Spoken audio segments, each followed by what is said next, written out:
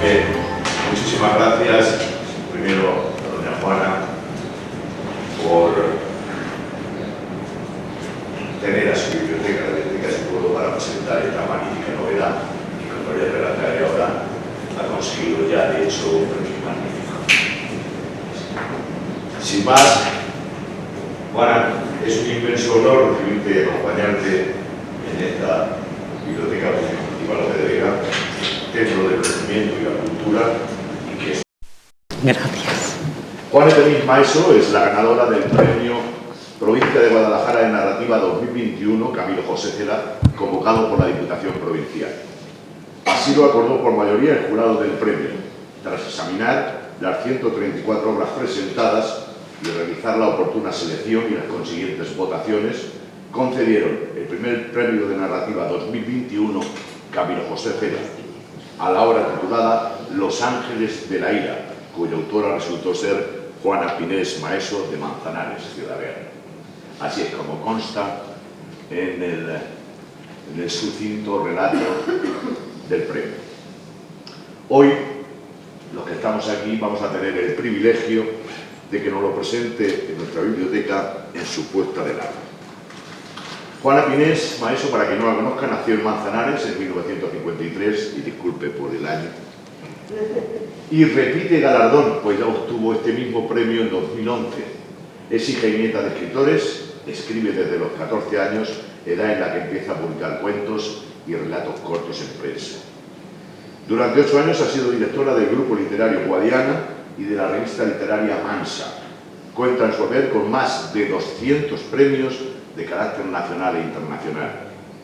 Tiene publicados libros de poesía como A golpes de silencio, Descubriendo el alba, Ese tiempo de pájaros dormidos, Premio Nacional de Poesía de Ucalance, Huele a mayo recién amanecido, Premio Nacional de Poesía de Baena, y En el corazón palomas, Interior con luz, Premio Julio Tobar de Santa Cruz de Tenerife, Este vivir difícil y gozoso, Premio Ernestina de Champurcí de Vitoria, Manuel de los Miedos, Premio Nacional de Poesía en Rute, Regreso, Premio Nacional de Poesía en Puerto Llano, Perfil de la Inocencia, Premio Nacional de Poesía de Teguise, El silencio de Dios, etcétera, etcétera.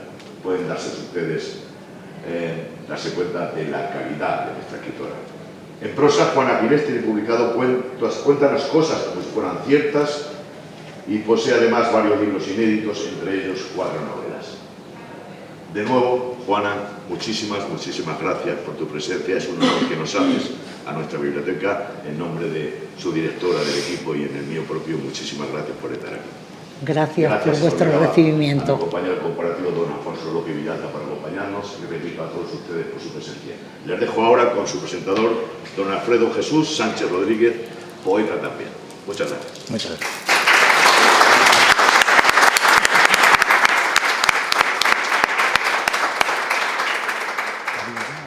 Si quieres un caramelo, empieza tú. Sí.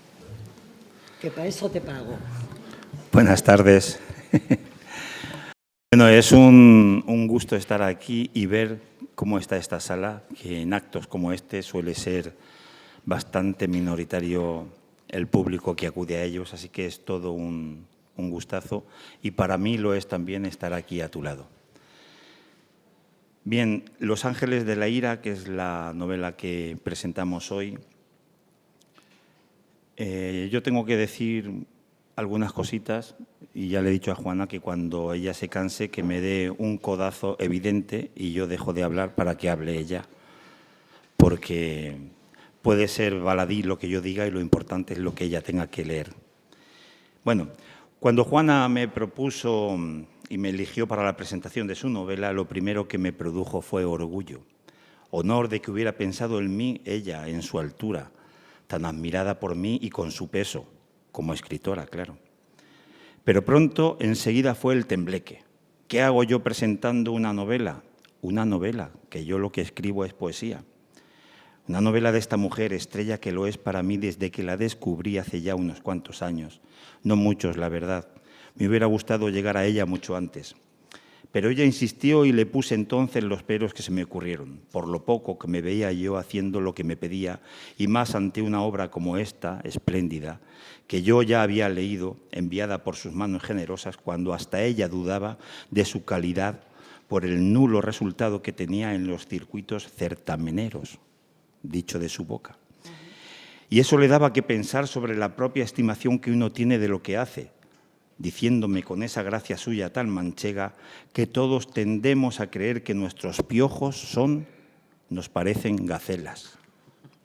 Ahora sabemos que los de Juana, sus piojos, sí que son verdaderas gacelas, porque su novela se ha visto merecidísimamente recompensada con este premio mayor de las letras, como lo es el que le han otorgado, el Premio Provincia de Guadalajara de Narrativa 2021, Camilo José Cela, convocado y sufragado, por cierto, muy generosamente, por la Diputación de Guadalajara. Pero ella insistió, así que con un halo de vértigo ante la inquietud que ya me provocaba el cómo lo haría, el qué diría, le dije que sí. Le dije que sí, más o menos igual que en su día ella me respondió cuando yo la metí en el mismo embolado al encargarle en 2018 que me hiciera el prólogo a mi libro de versos Cuaderno de Campo Amor, Premio Nacional de Poesía Pedro Marcelino Quintana de La Palma de Gran Canaria. «Tú lo has querido», me dijo, «que yo no sé hacer prólogos, en mi caso presentaciones de novelas, que leo un libro y una de dos, o me quedo con la boca abierta de la admiración o lo cierro para olvidarme de él por siempre. No sé poner en palabras toda su esencia, toda su trascendencia, todo su arte. Lo único que me sale es decir si me gusta o no me gusta. Así que si no te gusta, te jorobas. No habérmelo pedido, contra, que te lo dije». Y en cambio le salió un prólogo estupendo, igual que yo espero que ocurra con esta mi presentación. Yo creo que lo primero que se impone es conocer a la autora, aunque ya los datos que ha dicho el concejal son suficientes. Pero, en fin, de alguna manera los voy a repetir para no perderme en el guión. Aunque conocerla, darla a conocer aquí casi es una tautología, pues nacida y criada más o menos en este pueblo, y aunque haga años que falta, es probable que sea más que de sobra conocida. Habrá hasta quien sepa de ustedes de quién es, a qué familia pertenece, y quizás sepan hasta el apodo o el sobrenombre que tenga su ascendencia. Pero si esto es lo normal en un pueblo del que uno es, no creo que sea descabellado decir que Juana Pinés, aquí en su pueblo, lo digo por lo de profeta en su tierra, es también conocida por su trayectoria, su valor y su hacer literario, sobre todo como poeta. Arte donde ha conseguido los éxitos más resonantes y frecuentes de su vida literaria. Como ha dicho el concejal, nació aquí en Manzanares hace 30 y tantos años. Que ni se le notan y que ella lleva con orgullo, porque dice que lo que ponga en el DNI no deja de ser un dato anecdótico, ya que cada uno tiene la edad que siente, pues como decía algún sabio griego, la vejez solo afecta al cuerpo. Aunque ella, descreída y cáustica como es, añade, esto es como en el caso de las personas feas, que dicen que la auténtica belleza está en el interior, que es una gil tontería, pero consuela mucho. O cuando los hombres bajitos y achaparrados piensan que están hechos a imagen y semejanza del Altísimo. Tiene una tempranísima vocación literaria, ya que escribe desde los 14 años, edad a la que comienza a publicar versos y relatos cortos en la prensa. Y aquí hay que decir que de casta le viene al galgo.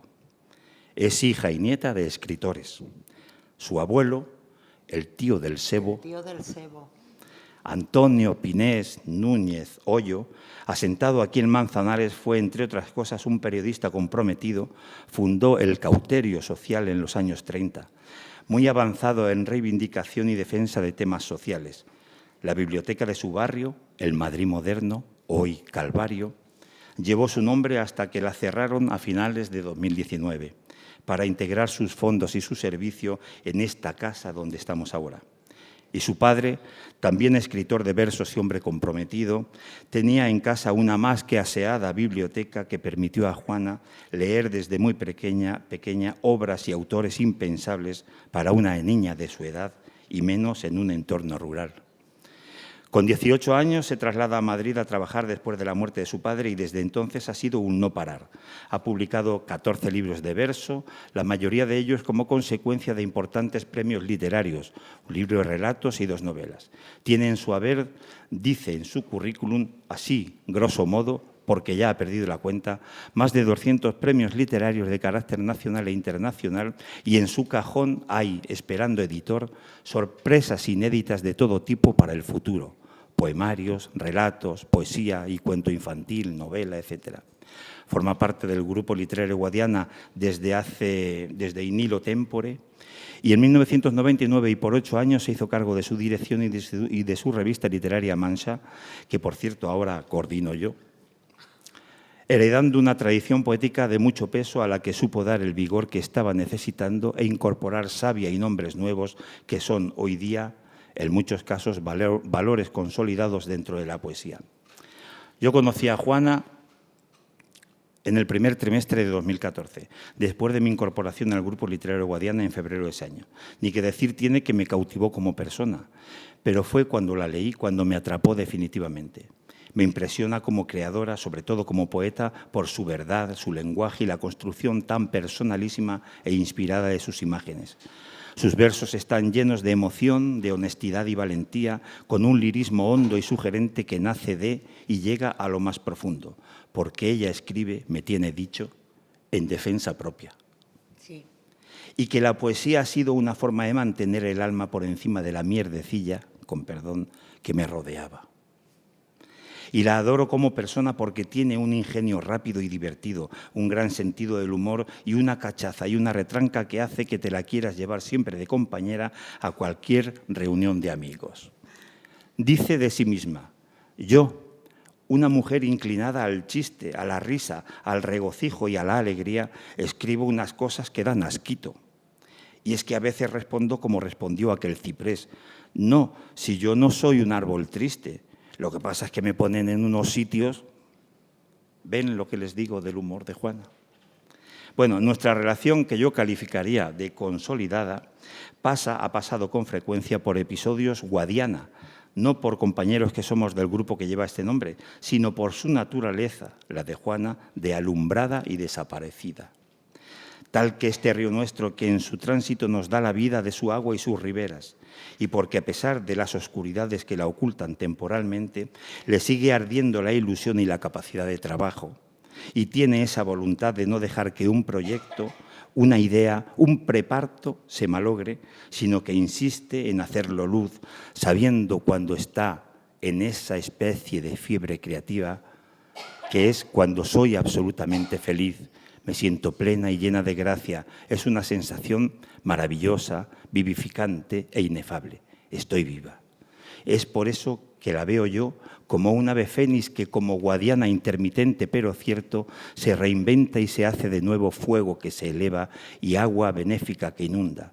Siempre en pos de la frase que un día le leyó a Antonio Gala y en la que cree para su vida y su trabajo.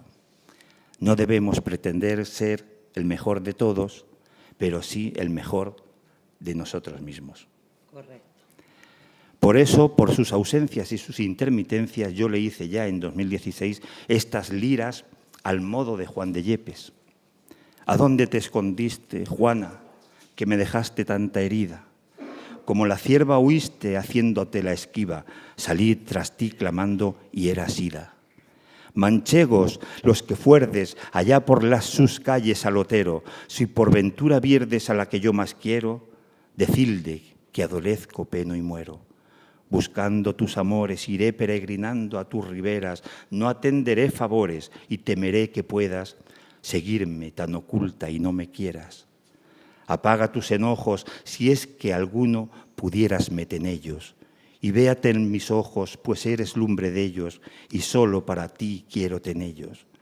Retorna a los mis valles, que no fluyen los versos en tu ausencia. Te llamo, tú no calles, puede también que tú halles el gozo que yo siento en tu presencia. Anda, qué bonito.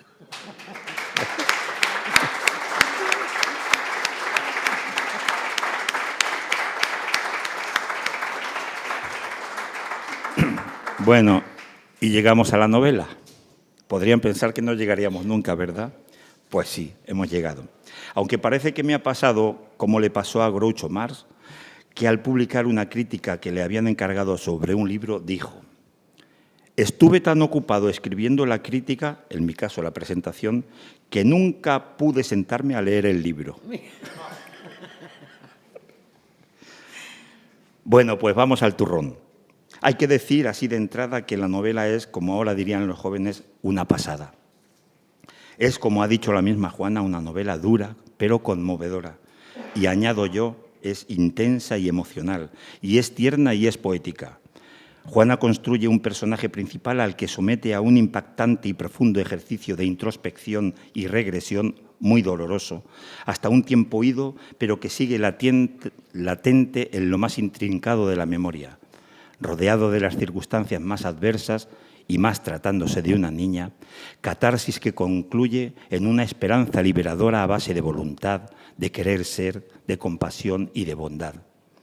Es dura por los temas que aborda: el alcoholismo, la violencia doméstica, la pederastia, por la realidad que cuenta, por la miseria y la pobreza que retrata, por el dolor que expone, el miedo, la humillación, la angustia, porque recoge una historia real, es decir, que le puedes poner cara a quien padeció tanto abismo, por el entorno que describe y el tiempo en el que se inscribe, con unos retratos psicológicos profundos, no solo de los personajes, sino también de las dramáticas situaciones que estos sufren y cómo se conducen en ellas. Es una novela de dolor continuado que presenta la historia feroz de una niña de 8 años en la que se ceban todas las infamias que la vida puede deparar a un niño y que le vienen impuestas porque es una niña y no tiene defensa ninguna contra las conductas de los adultos que la someten y contra las que no se puede revelar más allá de su llanto y su propia rabia, ya que con esa edad ella no sabía que se pudiera hacer otra cosa que obedecer. Carmela, que así se llama la niña, tuvo muy mala suerte en la vida. Además de la pobreza y la miseria material que la rodea, le toca un padre borracho, huraño hasta la crueldad y maltratador. Se le muere la madre, que era el asidero básico de su vida, y después, en el reparto que el padre hizo de sus hijas, entre otras familias, le tocaron unos padres que la esclavizaron en la servidumbre y la depravación, y la llevaron a la pérdida abrupta y homicida de la inocencia.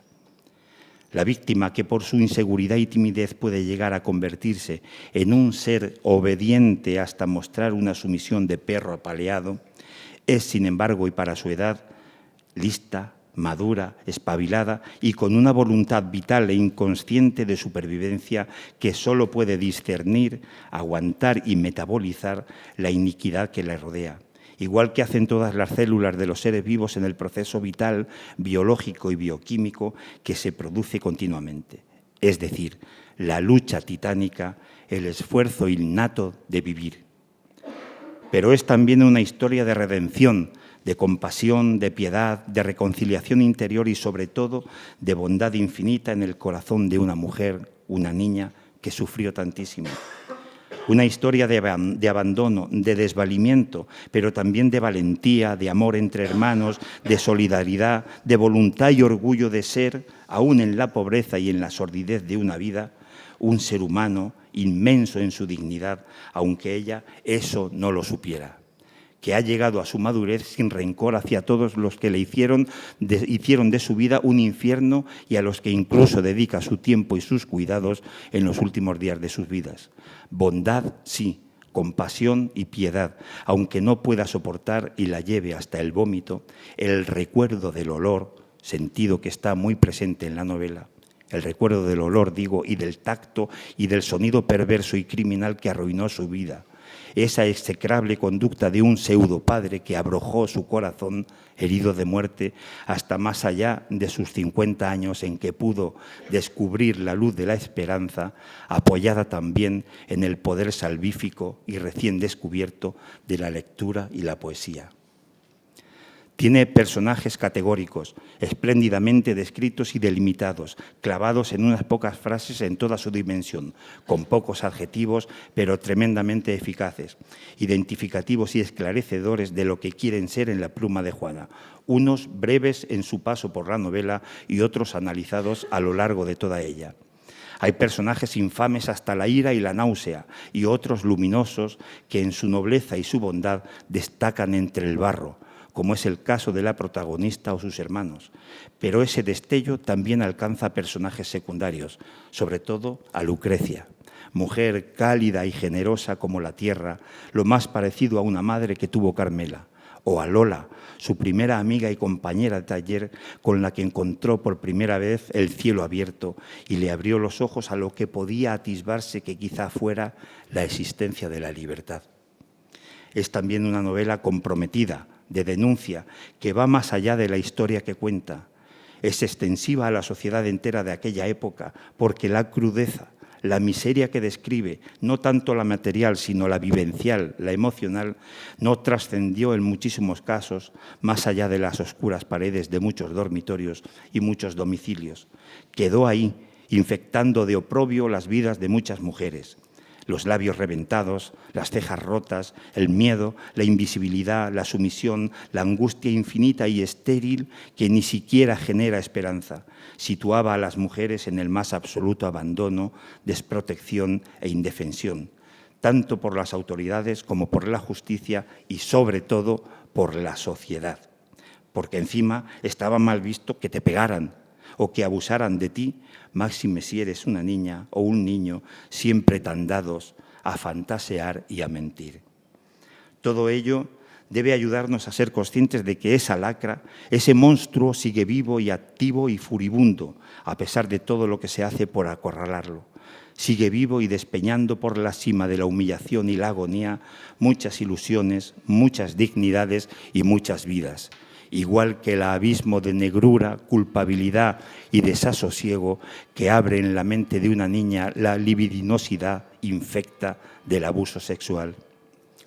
Pero esa crudeza desnuda de la historia, sin esconder la realidad que cuenta, y lo hace sin caer en el morbo innecesario de lo sórdido, lo procaz, lo escatológico, y está tratado por Juana con un halo siempre de ternura y lirismo, con una voz poética, ahí se nota su esencia, que contrarresta y dulcifica tanto sufrimiento, aplicado sobre todo al personaje principal, que es el más vulnerable, Carmela, siempre en la cuerda floja de la vida, mujer destinada al infierno desde niña, que se resiste a perecer en él. Y no recurre a esa baza fácil y siempre atractiva para según qué lectores, porque lo hace tan bien como lo hace, que no lo necesita para reflejar en toda su dimensión la crueldad y la infamia de los hechos. Hay muchos momentos e imágenes de inspirado lirismo. Por ejemplo, el hermano de Carmela, Colás, andaba desgarbado y parecía incómodo dentro de su piel, como si le sobrasen articulaciones. O su madre, que hablaba como si picotease las palabras, y de la que decía que era cariñosa, con un corazón tierno como hecho de miga de pan. O al escuchar el débil silbido de la respiración de su hermana dormida, Carmela dice que es como el suspiro de un bosque adolescente. Tenía 2 años y a esa edad se es feliz con una plenitud de luna llena. O cuando dice que la novela, que la noche de septiembre ponía sobre los rostros un tacto de terciopelo. O cómo fue la despedida de su hermana Rosa, con un puñado de manos como un cortejo de tórtolas en vuelo, aventando besos al aire. Rosa, que tenía un niñito rubio y muy blanco, como si estuviera hecho de harina de trigo. Y también hay momentos de felicidad en la vida de Carmela, de sencilla y luminosa alegría, efímeros, es verdad, siempre mediatizados por la vergüenza y el sentimiento de culpa que estigmatizó su vida, y tratada por ello con esa emoción intensa y frágil que tienen las cosas fugaces. Decir por fin, y para ir terminando, 3 cosas más. Primera, que la novela engancha. La finalización de los capítulos es redonda y siempre te deja con ganas de más, de saber qué más hay. Y que técnicamente la novela está muy bien construida, con 2 planos narrativos simultáneos, uno que sitúa al lector en un presente, digamos, normalizado, y otro que narra el pasado tenebroso. Segunda, que me parece a mí que la novela es muy cinematográfica, por cómo se produce la composición y la secuencia de las escenas. Hay un guión claramente en ese desarrollo.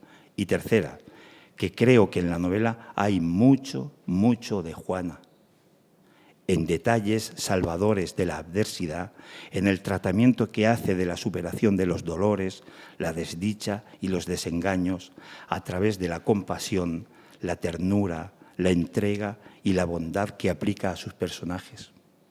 Dice Carmela, y aquí está la esencia de la novela: he estado casi 50 años escondiéndome de mí, exiliada de mi propia vida, embargada de asco, de vergüenza y de culpa por algo que no hice. Ahora soy capaz de mirar al mundo con esa ternura absorta que da la inocencia. Este es, al fin, el mensaje redentor y de esperanza que concluye una historia de dolor. Ese renacer, ese querer renacer no solo por el olvido, sino también por el perdón. ¡Qué grandeza! Así que lean la novela, hártense de certeza, de verdad, y prepárense a dolerse de impotencia y a sentir la alegría de resurgir a la vida, a la esperanza de la alegría, como ese ave fénix, como ese guadiana que aflora y vivifica del que les hablé al principio. Es Juana Pinés.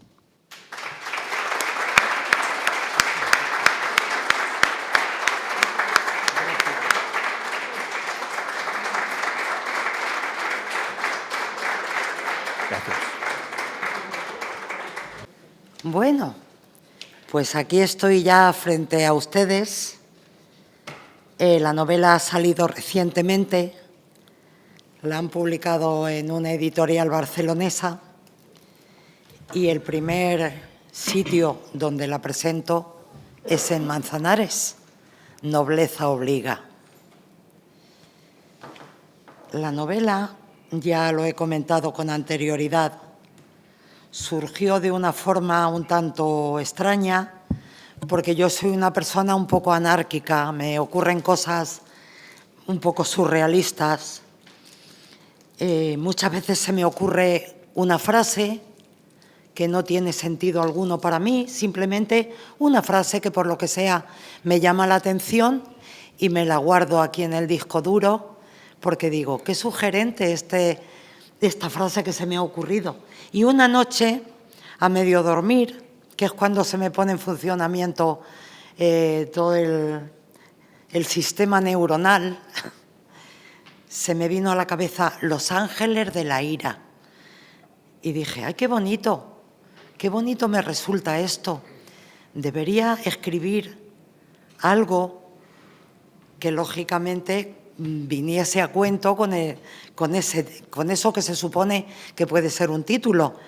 Pensé en mujeres que sufren, en mujeres maltratadas, en mujeres traumatizadas, y me acordé de una historia que me habían contado, una historia real, lamentablemente, y pedí permiso a la persona que la había vivido y me autorizó. Lógicamente no escribí su biografía, tiene muchas partes de ficción novelada, pero vamos, el esqueleto de la novela es la historia en sí. Cuando la he presentado a varios certámenes con escaso o nulo resultado, y pensé que era por la característica de la novela. Es una novela a veces un poco ácida y, aunque es muy estremecedora, es muy, no sé, creo que es una novela que emociona, pero tiene capítulos muy duros. Y pensaba que por esa razón no iba a tener suerte en ningún certamen. Hasta que llegaron en Guadalajara y ya me habían premiado otra novela hace no sé cuántos años, en 2011. Me premiaron mi primera novela. Y cuando me llamaron diciéndome que la habían elegido entre 134, creo que estuve 2 o 3 días con una sensación de irrealidad, como si estuviera flotando. No me lo podía ni creer. Entonces, ya mi amigo y compañero Alfredo les ha contado un poco la trama y a mí me gustaría leerles un fragmento de uno de sus capítulos para que vean ustedes en qué forma está escrita, con un lenguaje poético, porque la cabra siempre tira al monte. Yo soy poeta más que novelista y entonces no puedo nunca escribir prosa sin que tenga ese aire un poco lírico, poético, que creo que además le da nivel, le da belleza y altura al texto. Les voy a leer un pequeño capítulo, no es un capítulo entero, es un trocito que a mí, por alguna razón, me emociona particularmente. Creo que es uno de mis fragmentos favoritos de la novela.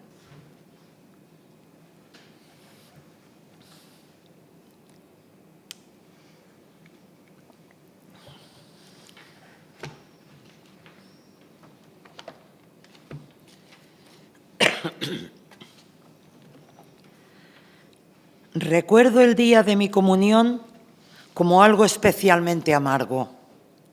Era mayo de 1959. En el colegio nos habían apuntado a clases de catequesis a todas las niñas de 8 años. Iban a formarnos en la doctrina cristiana para prepararnos para recibir el cuerpo de Cristo, un momento que nos aseguraron había de ser maravilloso. Cada tarde, Sor Dolores, una monja de mediana edad, nos enseñaba cosas de las que yo nunca había oído hablar. Oraciones que me costaba retener en la memoria, y a todas nos habían dado un catecismo que debíamos aprendernos, pese a las dificultades que para muchas de nosotras suponía leer de corrido y, lo que es peor, comprender aquellas frases y, peor aún, aquellos conceptos tan alejados de nuestras existencias incoloras. Sor Dolores hablaba continuamente de Dios, de un Dios demasiado grande para que cupiese en mi pequeña cabeza, de un Dios misericordioso y bueno que nos arropaba a todos por igual con su amor infinito y que estaba en todas partes velando por nosotros. Y cada vez que decía aquello, me venía como un fogonazo el recuerdo de mi propia casa, las palizas de padre, esos gritos suyos que se nos acababan clavando en los nervios, la mirada huidiza de madre y su encogimiento instintivo cada vez que oía en el patio la puerta de la cuadra, sus ojos oscurecidos por el miedo, y volvía a ver a mis hermanas sentadas muy juntas en un rincón de la cocina y abrazándose las piernecillas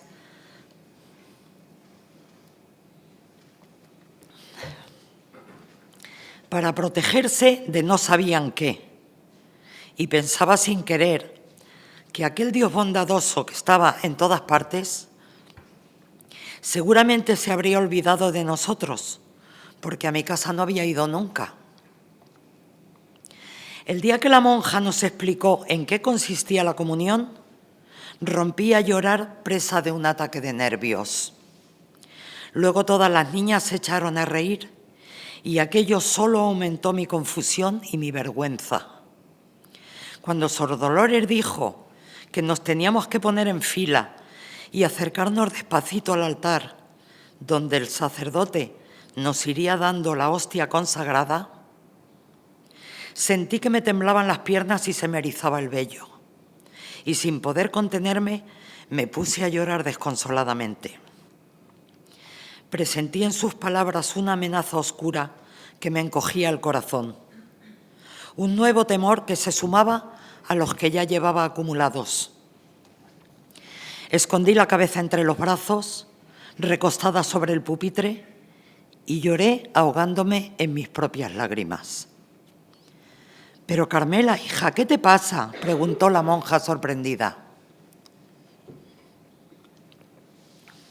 Yo no podía contestar. La congoja me partía el pecho en dos. «Yo sé lo que le pasa», dijo una niña iluminada por una idea repentina. Como ha dicho usted que el cura nos iba a dar la hostia, ella ha creído que nos iba a pegar una... Niña, por Dios, no digas eso, que es pecado. Tras aquella explicación dolorosamente lúcida de mi compañera, una carcajada general arañó el aire remansado de la clase, una carcajada que se me clavó en el pecho con un sentimiento de vergüenza y humillación.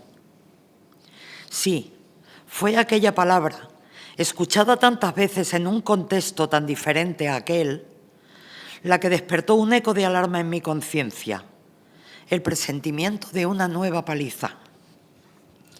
¿Es por eso por lo que lloras, criatura?, preguntó con suavidad, inclinándose sobre mí. ¿Por qué crees que el sacerdote te va a pegar?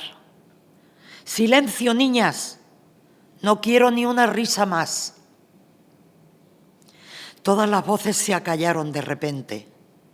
Yo asentí con la cabeza. Entonces, Sor Dolores hizo que me levantara de la silla y me abrazó con suavidad. Y durante mucho rato sin decir nada. Me acariciaba el pelo con ternura de madre. Y presentí un temblor de lágrimas en el tremolar de su barbilla. Apoyada en su pecho, solo notaba los latidos de su corazón bajo la tela rígida y almidonada de su hábito.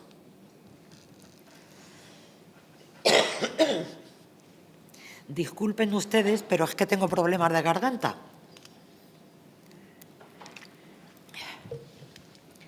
La descripción de los vestidos de que mis compañeras iban a lucir ese día me estaban llenando la cabeza de pájaros, hasta el punto de que soñaba muchas noches que me ponía uno de ellos y caminaba despacio, con cuidado para no pisármelo, y parecía una princesa.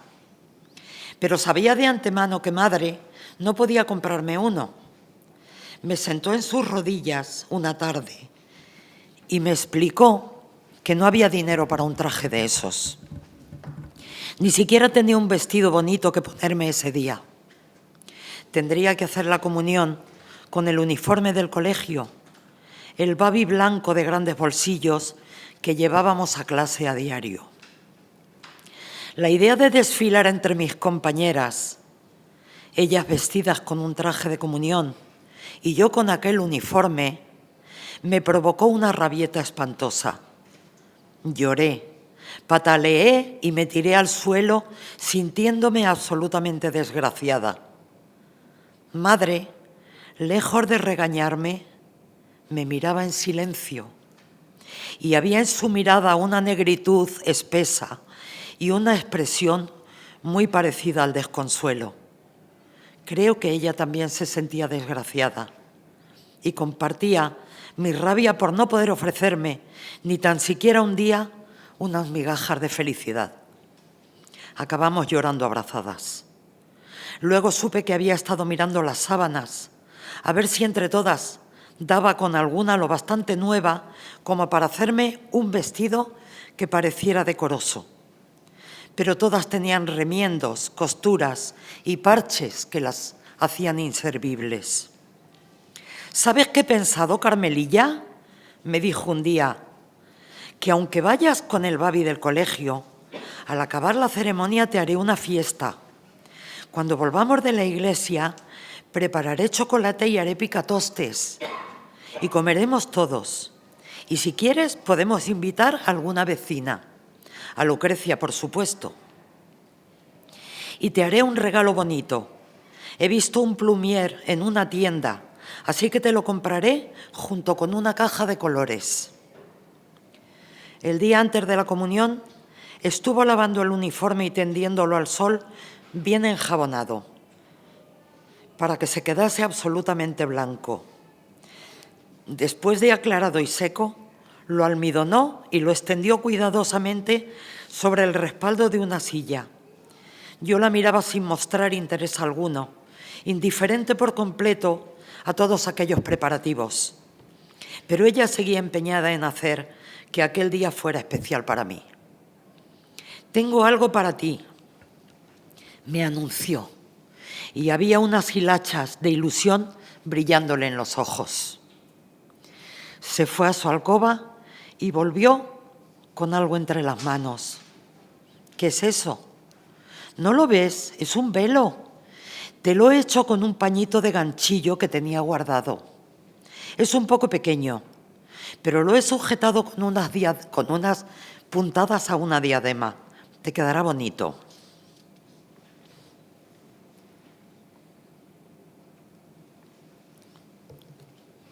El domingo era el gran día. Madre y mis hermanos estaban sentados muy juntos en aquellos bancos rebosantes de gente. En la iglesia había un olor espeso a incienso y azucenas, una especie de vaho compacto que se metía por la nariz, produciendo un poco de asfixia. Todas las niñas habíamos hecho una fila y caminábamos despacio hacia el altar. Yo, con mi uniforme almidonado, los calcetines blancos estirados hasta media pierna y un pañito de ganchillo pegado a la diadema para simular un velo, avanzaba por aquel pasillo oyendo el susurro constante del organdí de aquellos vestidos vaporosos. Cerca del altar vi a Sor Dolores que nos sonreía. Tenía las manos unidas como si rezase y un gesto casi beatífico que me recordó a las estampas de los santos que nos enseñaba en clase. La miré y le devolví una sonrisa triste. Y en ese momento supe que su Dios y mi Dios nunca llegarían a conocerse.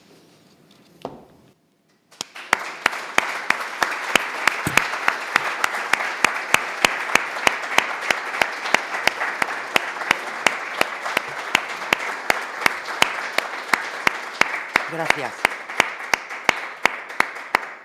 Pues nada, si quieren ustedes preguntar algo, saber algo, que les cuente, que les diga. Les he leído un trocito de la novela y a mí me parece conmovedora. Ha habido gente que le ha movido a risa. La anécdota de la niña que llora porque cree que le van a dar una hostia consagrada. Pero a mí no me hace ni pizca de gracia esa escena, ni pizca. Me parece patético. Me parece terrible que una criatura de 8 años le diga a la monja que les van a dar la hostia consagrada y se eche a llorar porque se presiente una nueva paliza. En fin, la novela, ya les digo, tiene partes muy duras, muy ácidas, tiene partes muy conmovedoras. Mucha gente me ha confesado que ha llorado en algunos momentos. Otra gente se ha escandalizado un poco de lo que cuento. No es la palabra escandalizarse, sino que ha dicho que es feroz, que es algo feroz, que ocurrieran esas cosas. Máxime cuando se tiene en cuenta que no es una historia de ficción, que es una historia verídica. Pero, en fin, pues aquí tienen ustedes la novela. Yo ya tengo poco que contarles. Les agradezco muchísimo su presencia y su atención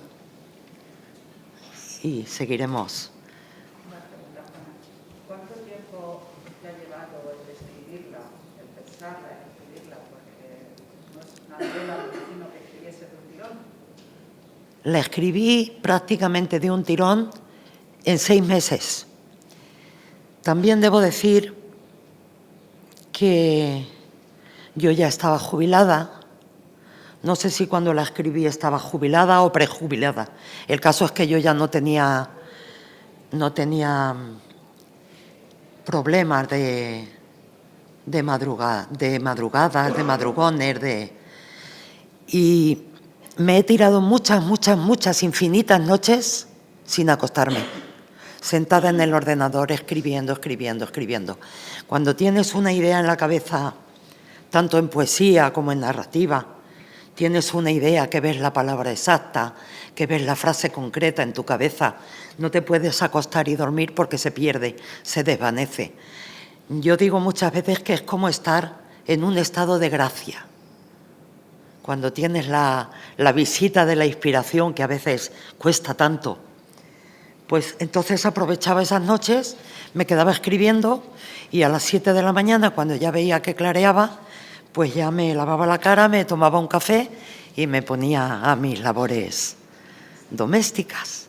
O sea que me he tirado 6 meses para escribirla, más luego otros 2 o 3 meses para corregirla, porque lógicamente se cometen errores, se repiten palabras en un mismo párrafo y hay que darle un vistazo. Se deja un poquito de tiempo en reposo para tener la perspectiva de la lejanía y cuando han pasado 2 o 3 meses la vuelves a retomar, la vuelves a releer y es cuando te saltan a la vista los pequeños fallos que hayas ido cometiendo. O sea que en realidad pues unos 9 meses me ha costado un embarazo.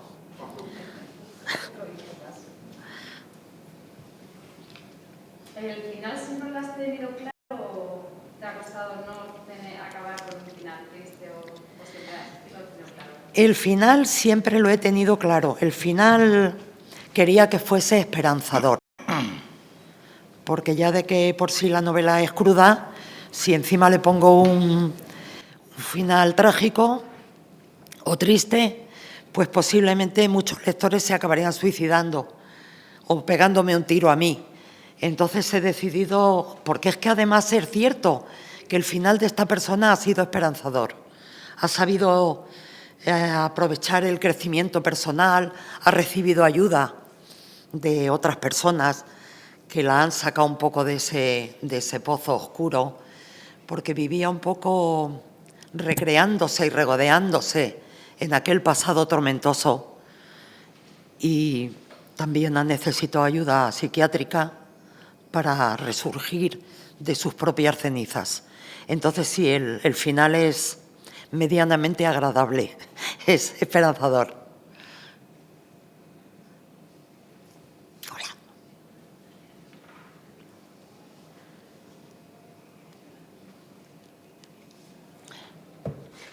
Bueno, cuéntenme cosas.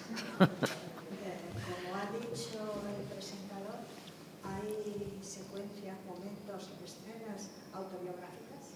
No, no, en absoluto.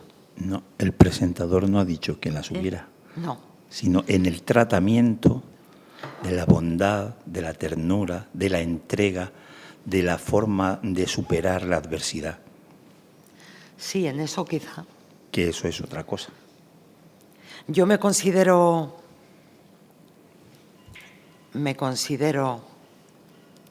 como diría Machado, en el buen sentido de la palabra buena. Creo que soy buena persona, o al menos lo intento. Soy una persona que me considero generosa y que me considero compasiva. Eso sí lo puedo asegurar. Soy una persona muy compasiva. Entonces, mi personaje también lo es. Y he sentido una gran empatía con ese personaje, mi Carmela, al escribirlo porque hay una serie de cosas en las que me veo reflejada. Pero vamos, la novela no es en absoluto autobiográfica. Le ha pasado a otra persona.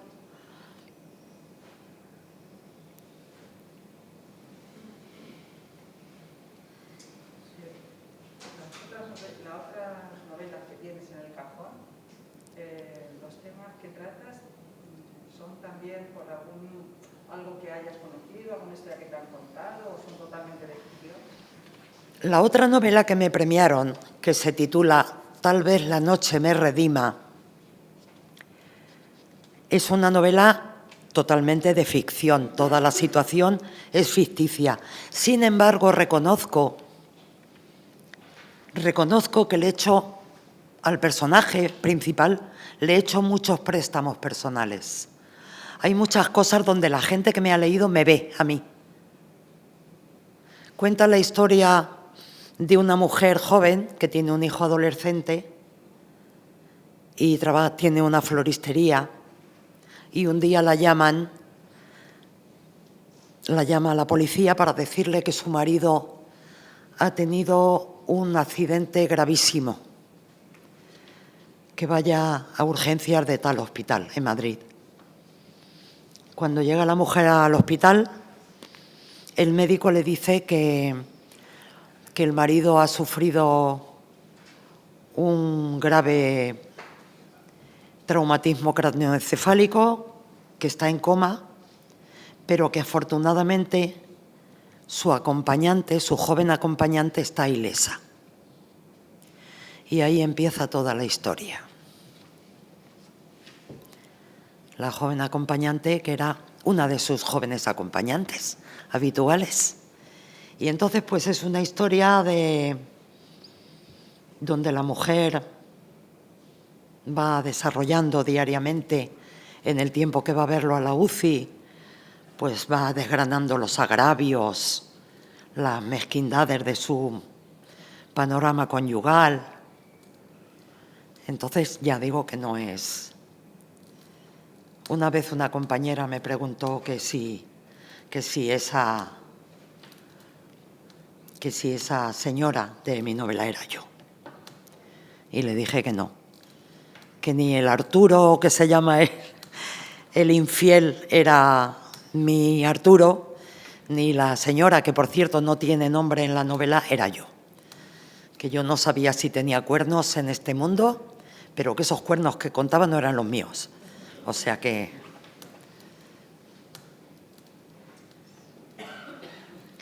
Pues nada, y luego tengo otra historia, tengo otra novela humorística.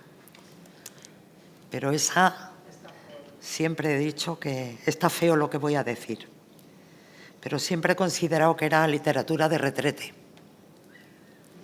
Esas cosas que te llevas al cuarto de baño cuando te vas allí un ratillo para no leer los programas de los champús y de los prospectos de los champús y del gel, te llevas siempre algo así liviano para leer cuando estás esperando el autobús.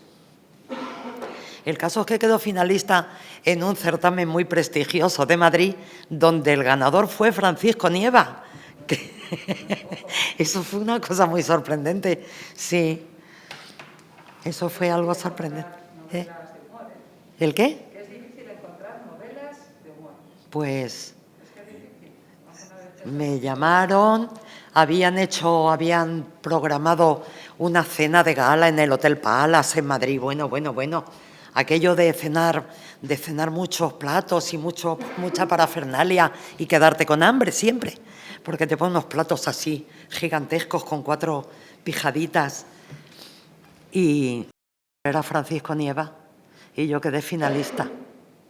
Y me dijeron algo muy sorprendente, porque resulta que el editor era el presidente del jurado era un chaval, entonces joven, que era el dueño de Ediciones Irreverentes, un tal Miguel Ángel de Rus. Y me dijo así, sotoboche, así en una parte: hemos tenido un problema con tu novela, porque todo el tiempo hemos estado creyendo que era de Eduardo Mendoza. Y dijimos, ¿y cómo le damos el premio principal a un VIP, a un famoso, a Francisco Nieva, y dejamos de segundón a otro VIP? Dice, cuando abrimos la plica, respiramos. Digo, yo también te quiero, Gilorio. Me dio coraje, porque dije que una pardilla de sepa Dios de dónde. En fin. Y como ha comentado Alfredo, ¿es posible en un futuro no muy lejano poder verla en la gran pantalla? Dios mío. Ay, eso ya es cosa de la editorial. Yo tengo un contrato firmado con la editorial mediante el cual ella es dueña de los derechos de la novela, no sé si por 6 o 7 años. Lo que ella decida. Porque también en el contrato hablan de la posibilidad de llevarla al cine. Pero vamos, no creo yo que la cosa sea para tanto. O si no, cuando terminen esos 6-7 años, hablamos con Netflix. ¿También? Y ya está. Venga, pues ya está. Si vivo para entonces, podemos hacerlo.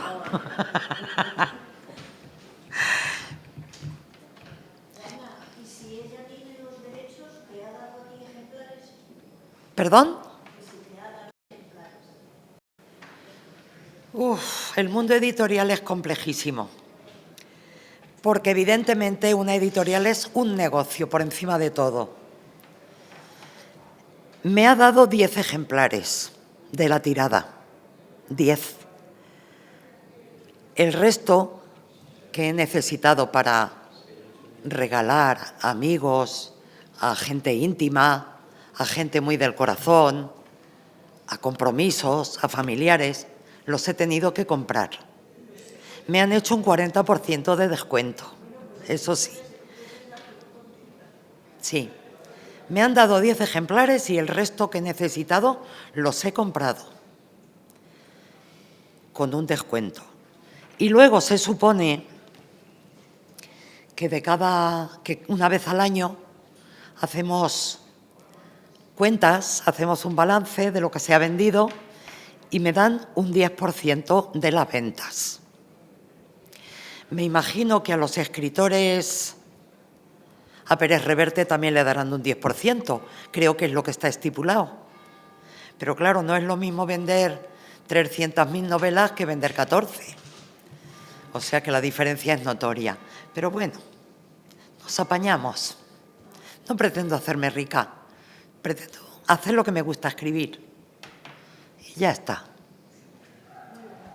Vienes a mí y sabes que la poesía vende menos y haces novela lírica.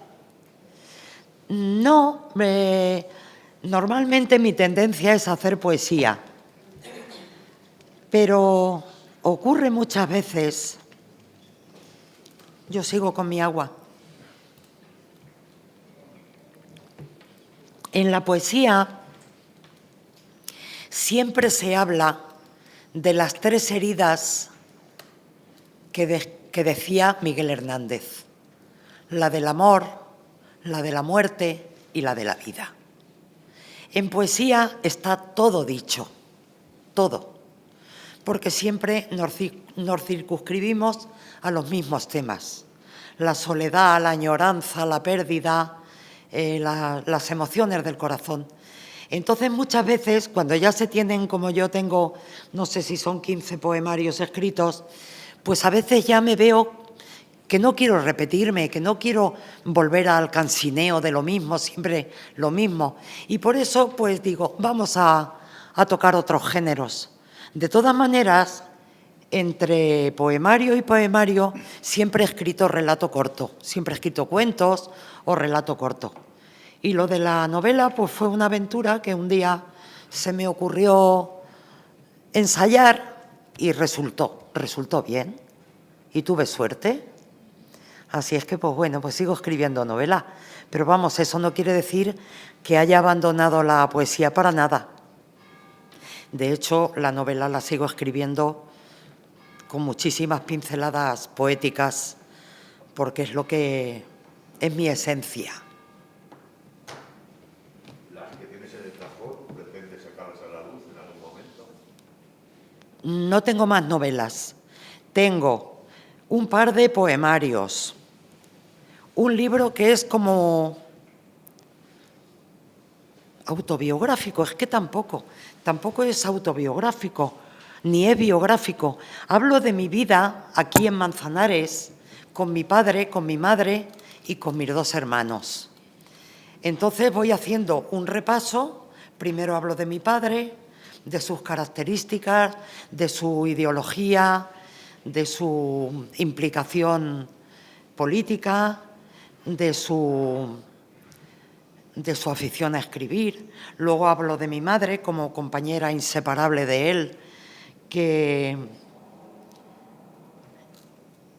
le secundaba en todo, en las cosas más peregrinas, la gente que venía a casa, la gente que se alojaba en casa, cuando mi padre iba a las manifestaciones en Madrid y volvía lleno de verdugones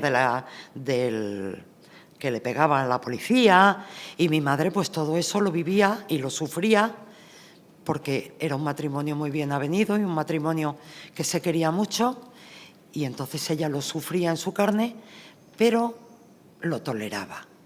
Luego hablo de mi hermano mayor, luego hablo de mi hermana, que murió va a hacer 8 años, de Hortensia, y luego hablo de mí, pero de mí solo hablo hasta los 18 años.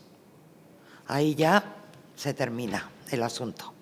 O sea que no sé cómo puedo describir ese libro ni cómo catalogarlo, porque no es biografía, o es biográfico, pero de determinadas personas, de toda una familia, no de un solo personaje. Luego tengo un libro de poesía infantil que se llama Nosotros y el mar, que hablo de los personajes marinos que cuentan sus vivencias, pero en cierta clave de humor. ¿Qué más tengo? Poemario, relato corto. Ah, sí, tengo un libro que escribí en el confinamiento, que como no tenía otra cosa que hacer, pues hacía rosquillos, comía pipas, veía series en la televisión, me busqué en internet todos los museos del mundo y me los vi, veía conciertos de música clásica, veía óperas, pero me seguían sobrando horas y ya estaba harta de rosquillos. Así es que me puse a escribir una serie de relatos cortos, unos dramáticos y otros humorísticos. Y cogí otros cuantos relatos que tenía por ahí muertos de pena, escritos de distintas épocas, y hice un recopilatorio y lo mandé a la Diputación de Ciudad Real, a la colección, ¿cómo se llama? Ojo de Pez, a la Biblioteca de Autores Manchegos. Si hay suerte, lo elegirán, y si no, pues me lo devolverán, que será lo más seguro. Y esto ha sido todo. Gracias. Ahora mismo voy.